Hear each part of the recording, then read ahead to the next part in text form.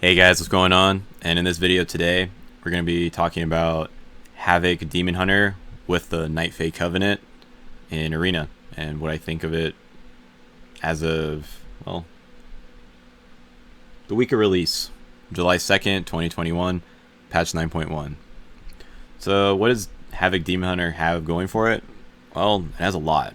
So for starters, with patch 9.1, we got a 15% damage buff to our Chaos Strike and Annihilation. If you don't know, Chaos Strike and Annihilation are our it's one of our main attacks. And when you combine that 15% damage buff that we got with the patch, along with Chaos Theory Legendary, which buffs our Chaos Strike and Annihilation, you're going to be getting some pretty crazy hits. And here's my details from the test dummy out here in Heart of the Forest. So Chaos Strike, right, which is the normal version, I was getting 6200 and 3100. So I mean it averaging 2488, but I mean you do see those big hits every now and then. And then we can go here to Annihilation with an average of 3193. I mean, just looking at the damage alone, I mean, you can see here, I got a crit for 8511, right? I mean, that's huge. And when you combine Chaos Theory, the buff that we got, right, and also Chaotic Imprint, right, which buffs our damage by 10%. Damage specifically meaning whichever school of magic, but Chaos Strike is chaos damage, which in Blizzard's coding, right, chaos damage is all nature schools except for holy and physical damage. So that's what chaos damage is, right, in quotes. So in reality, we're getting a 10%, we're getting a bunch of damage modifiers. That's what we're getting for Demon Hunter overall, right? So Chaotic Imprint, and if you play Isolated Prey as well, usually you only play this one in 2s, not necessarily in 3s. I mean, I haven't seen as much success with it in the few 3 games I have played. I mean, the season doesn't start for another few days, so this is just from what I've gathered this week, right? So, but you have another damage modifier, right? You got I-Beam. So the target takes 10% increased damage for 6 seconds.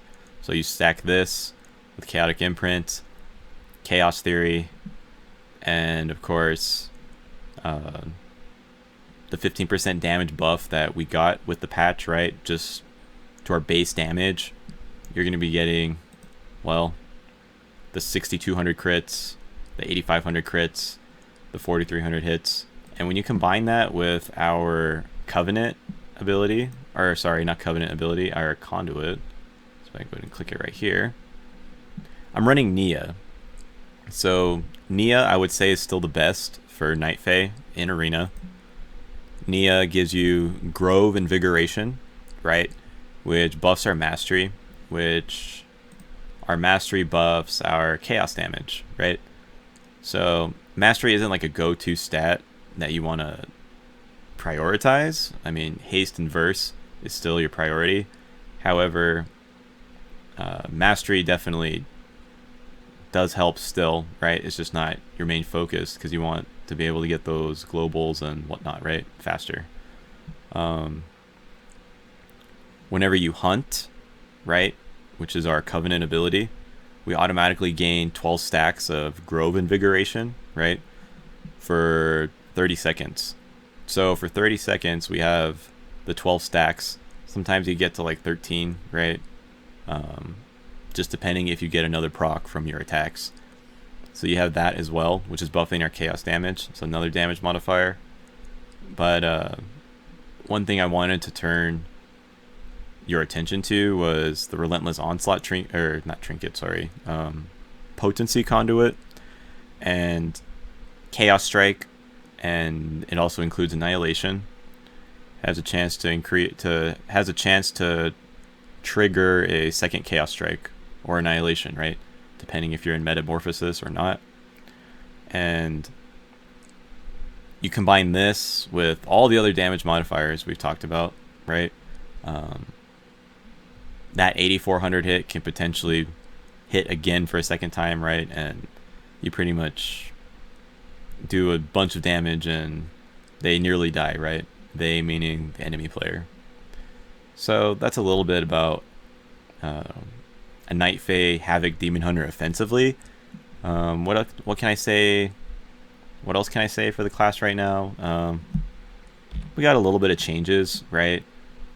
We got our Unbound Chaos nerfed, right, by 100%.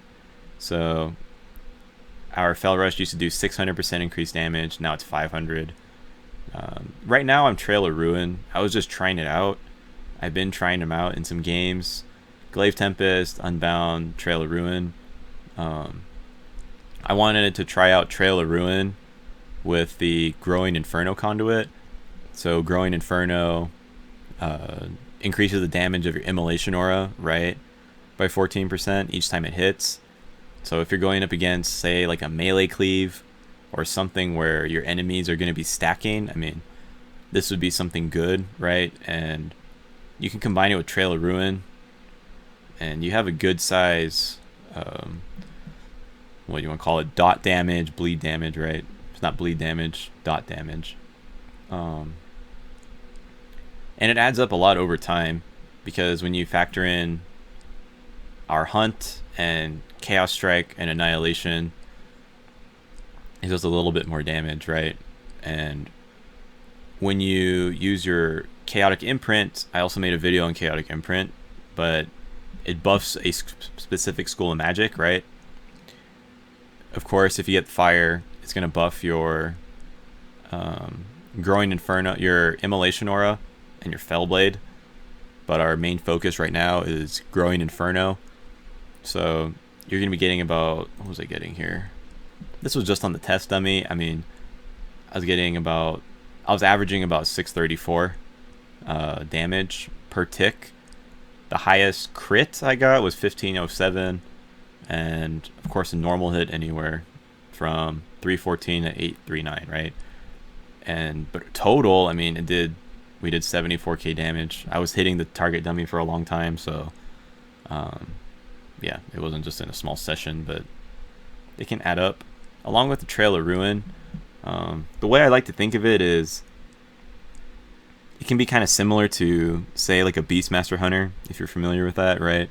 They do a lot of little damage, and it just adds up over time, and you have that consistent pressure. So between your Immolation Aura ticks, right, for, say, 600, and your Trail of Ruin, that's for about 700, so you got 1300 damage going there, assuming you have them both up, right? They're relatively short cooldowns. You put up a Trail of Ruin every time you Blade Dance, which is every 8.4 seconds. Or you can Immolation Aura, of course, every 28 seconds. So the damage adds up. And of course, your auto attacks, Chaos Strike, Annihilation, Death Sweeps, I-Beam, you'll just be hitting for a lot. And it's an immense amount of pressure. And you also have a healing reduction effect, so healers are having like a hard time keeping up. Do I foresee the damage, the amount of output damage to stay at this level? Yes, but realistically I would say maybe like in 2 weeks or so from the start of the arena season 2, you'll probably see like a slight damage nerf, or there's going to be something that's reworked, I would say. And if it doesn't, I mean, cool.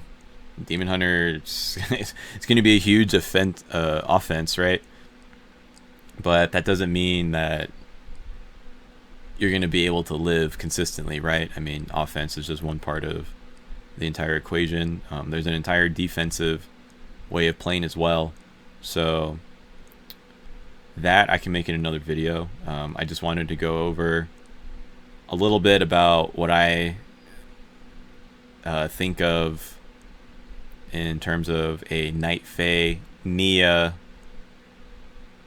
Demon Hunter running the Chaos Theory Legendary. I have other videos explaining this type of stuff as well, like legendaries and conduits and all that other cool stuff, but I'll be making more shortly. For the time being, I'd still say Cycle of Chaos is going to be our best offensive legendary, right? There's some people going around talking about also like Collective Anguish even for certain builds. Something you'll notice if you're new to Demon Hunter, they're very versatile in how they can be played, both offensively, defensively, just by swapping a couple talents and your legendaries, and it can turn into a different way of playing altogether. So I can definitely go into more of that in another video. I just wanted to keep this one short and to the point. If you guys have any questions in regards to Demon Hunter, Havoc Demon Hunter specifically for PvP, just go ahead and leave a comment down below. Like the video, share the video, subscribe to my channel, and I also stream on Twitch. I stream Demon Hunter gameplay, so yeah, just give me a follow. Also on Twitch, twitch.tv/junkinmyhouse, and there'll be a lot more Demon Hunter content to come in the future. And hopefully you guys like the video, and I'll see you guys in the next one. I'll catch you later. See ya.